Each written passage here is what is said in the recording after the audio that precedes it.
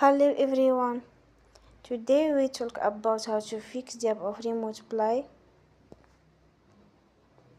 We go to settings, then we click on apps. After that we search the app remote play and we click. Then we will on for stop. After that we go to storage. Then we click on clear cache.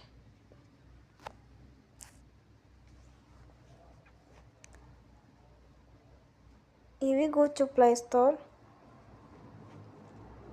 and you will update your app.